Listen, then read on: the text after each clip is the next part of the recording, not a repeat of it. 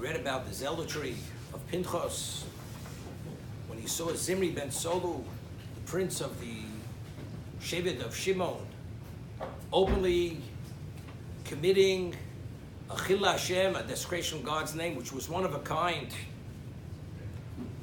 Nobody knew what to do, but Pinchas saw, and he took a spear and he entered into that location and he pierced Zimri and Cosbi Basur, who was a Midianite princess, and he pierced them exactly in the genital area.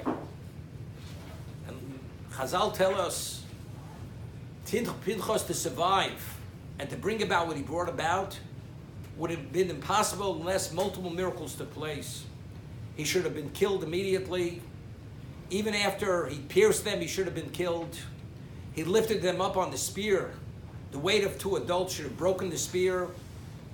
That they were not killed immediately, that Hashem allowed that life should remain in them, that he should be able to display them publicly, exactly what was going on, the Chil Hashem, and what he did to stop the Chil Hashem, and when he left that location, that the lintel lifted up, otherwise he couldn't have walked out, carrying both of them on the spear, multiple miracles. So Rashi in last week's parsha, when it says Vayar Pinchas, Ra Masa V'niska Alocha, he saw an incident, and he remembered something that Moshe had taught him, which was Halacha Moshe Sinai, which was a law ordained to Moshe at Sinai, that Habola Ramis Kanon Pogimo, that a man who has relations with a non-Jewish woman, and it's public knowledge in a public setting, if you're a zealot, you're obligated to kill that individual.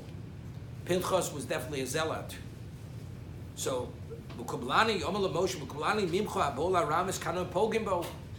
a person who cohabits with a non-Jewish woman in a public setting, if you're a kanoi, if you're a zealot, you have a right to take that person out. Omalo. So when Moshe, this is something Moshe had forgotten at the moment, he says, Kraino digarto levi provanko. The one who reads the proclamation, the one who reads the letter, he should be the one to read the proclamation. Yad v'yikach romach biyodo, immediately took the spear, and he did the act of zealotry. I'd mentioned the Seforno explains that what was the claim against Klal Yisrael, because the Torah tells us in this week's parsha, if not for Pinchas' zealotry, I would have destroyed Klal Yisrael. So Seforno explains the liability and the culpability of Klal Yisrael. How is it possible that Jews see this degree of Chil Hashem and they remain silent and they do nothing? So what was the correction on that Chil Hashem? That when Pinchas, that one individual, went and killed Zimri, who was a prince, and Cosbi, who was a princess, and they remained silent, and they allowed this to take place, the silence of removing the Chil Hashem was a correction on the Chil Hashem that originally came about due to the silence. The Seforno learned similarly by the Chet Egel, what was the claim against Klal Yisrael?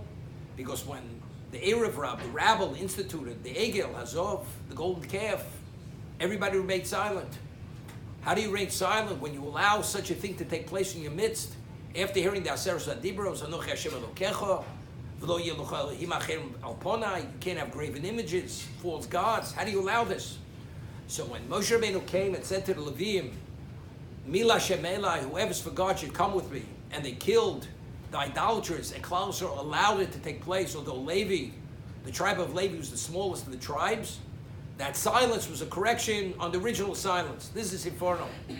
But there's something which we have to understand. Here we have Moshe Rabbeinu himself.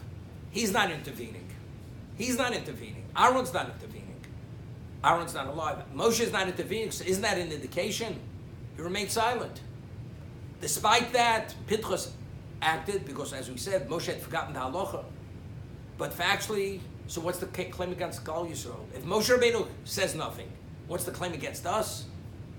And originally, by the chet of the golden calf, Aaron actually built a mizbeach. He built the altar for idolatry. So what's the claim against Klal Yisrael? If the leaders participate, the followers, there's a claim against them? Evidently, there's a claim. Meaning, the only reason why Aaron participated, because he saw that Chur, his nephew, was killed. When Chur was killed, how did Klal Yisrael remain silent? and allow that to take place. The rabble killed Hur.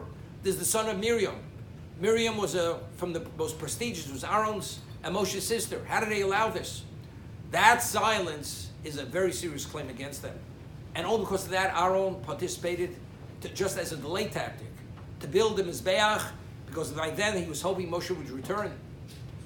Over here, nobody's saying that you should have killed Zimri. But how do you allow it to take place? You should have stopped it immediately. So the claim against Klal Yisrael, why didn't you stop it? Not that you should have acted as Pinchas, to be the zealot, to kill him, because that you had to know the halacha, that the one who engages, cohabits with a Gentile woman publicly deserves to be killed if you're a zealot. But to stop it, you should have stopped it. Remaining silent and not stopping it, that was the claim. Therefore, when the zealotry was done and they remained silent, that was a Kiddush Hashem, and therefore that was a correction on the original Chil Hashem.